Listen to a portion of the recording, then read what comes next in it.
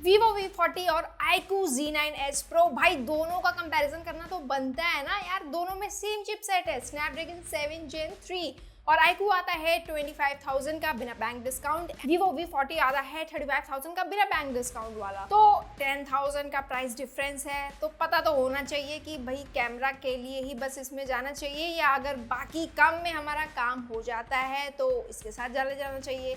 तो इसीलिए तो वीडियो बनाया ना। चलिए शुरू करते हैं। कैमरा की बात करूं तो दोनों में ही मेन सेंसर 50 मेगापिक्सल का है। iQOO में Sony IMX882 और Vivo V40 में Samsung GNJ। मेन कैमरा दोनों का ही कंसिस्टेंट रिजल्ट नहीं देता है ट्यूनिंग के मामले में। दोनों ही 50 मेगापिक्सल के हैं, तो जूम इन करने पे एक जैसी डिटेल्स आपको दोनों में मिल जाएंगी, इवन एक जैसी शार्पनेस रहती है। Skin tone maximum time Vivo better capture करता है, बट सनलाइट में एक्सपोजर हैंडलिंग, हाइलाइट्स वगैरह दोनों ही फोन कर लेते हैं ओके टाइप। उस हिसाब से वीवो V40 को और बेटर वर्क करना चाहिए था, क्योंकि 10,000 रुपीज कॉस्टली है ये iQOO से। इंडोर में वीवो से भले आप नेचुरल मोड में क्लिक करोगे, तब भी क्लोज टू नेचुरल शॉट्स मुझे देखने को नहीं मिले। वहाँ पे iQOO इनफैक्ट बेटर परफॉर्म कर रहा था। नाइट में वीवो थोड़ा आर्टिफिशियल टच दे रहा है iQOO के कंपैरिजन में, क्योंकि स्काई हल्का ब्लूइश रखता है कई बार, वो भी iQOO भी करता है, लेकिन मैक्सिमम टाइम मुझे वीवो में ऐसा देखने को मिला। बट शैडोज, हाइलाइट्स ऑलमोस्ट एक जैसे देखने को मिलते हैं आपको। तो वीवो को विनर चूज करना इजी नहीं है, क्योंकि 10,000 रुपीज कॉस्टली है और उस हिसाब से मेरी एक्सपेक्टेशन वीवो के कैमरा से हाई थी। उस हिसाब से मुझे बहुत ज़्यादा सिग्निफिकेंट डिफरेंस देखने को नहीं मिला, लेकिन अल्ट्रा वाइड में आप ये डिफरेंस फील करोगे, क्योंकि iQOO बस 8 मेगापिक्सल का कैमरा देता है एंड वीवो 50 मेगापिक्सल का। तो जूम इन करने पे आपको बेटर डिटेल्स मिलती हैं वीवो के कैमरे से।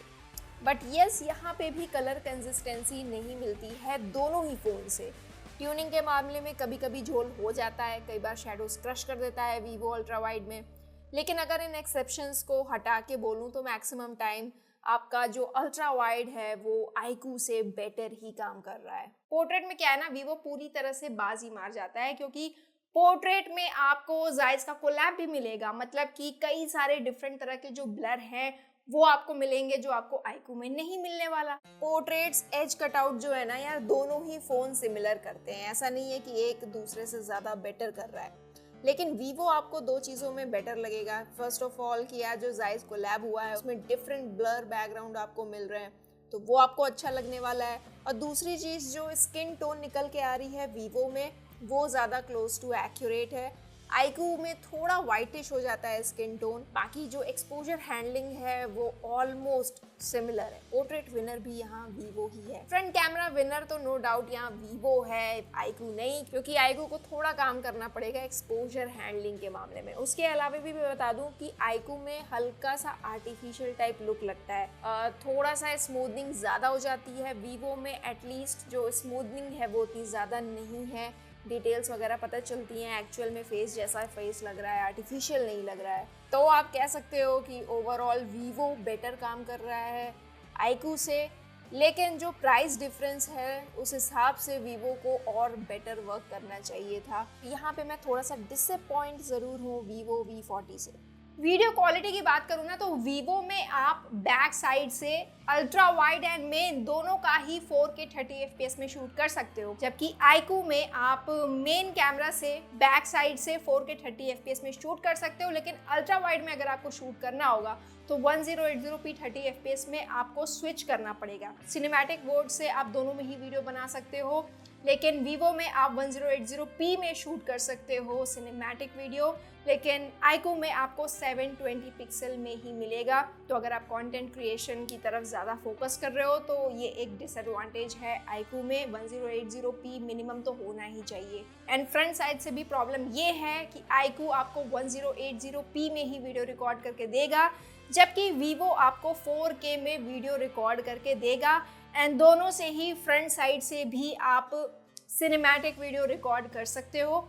वीवो में आप 1080p में, iQOO में 720p में। तो दोनों का कैमरा क्वालिटी आप देख ही चुके हो, डिसाइड कर लेना कि आपके लिए क्या बेटर है। अब बात करते हैं डिस्प्ले की। दोनों ही कर्व डिस्प्ले के साथ आता है, एमोलेड है, 120 हर्ट्ज की रिफ्रेश रेट दोनों में ही मिलती है। और डिस्प्ले की बात करें तो आउटडोर में दोनों की ही ब्राइटनेस जो है मुझे एक जैसी लगी। 4500 निट्स की जो पीक ब्राइटनेस है वो तो बस आप HDR में ही देख पाओगे।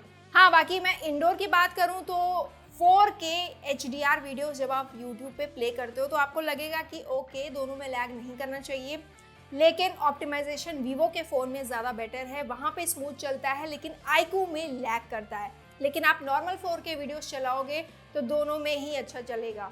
साथ ही अगर आप डार्क कंटेंट देखते हो, जैसे कि मैंने जुरासिक पार्क की क्लिप लगाई हुई है, तो पूरा मैक्सिमम ब्राइट करने के बाद मुझे ऐसा फील हुआ कि iQOO की जो डिस्प्ले है वो थोड़ी हल्की ज़्यादा बेटर ब्राइटनेस दे रही है। HDR दोनों में सही है, लेकिन ब्राइटनेस से ना थोड़ा अनइजीनेस फील नहीं होता है, तो वो मुझे वहाँ डिफरेंस फील हुआ।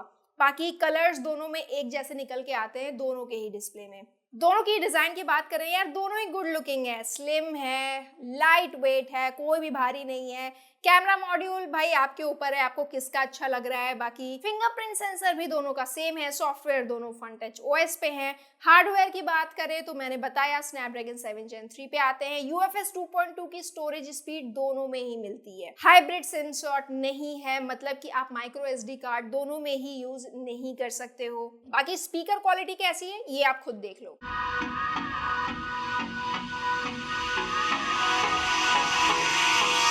Hold me close till I get up. Time is barely on our side. I don't wanna waste what's left.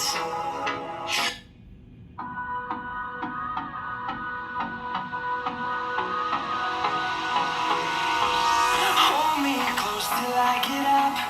Time is barely on our side.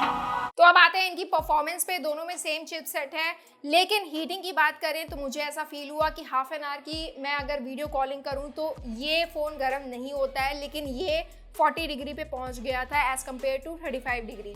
Gaming दोनों में आपको एक जैसी मिलने वाली है।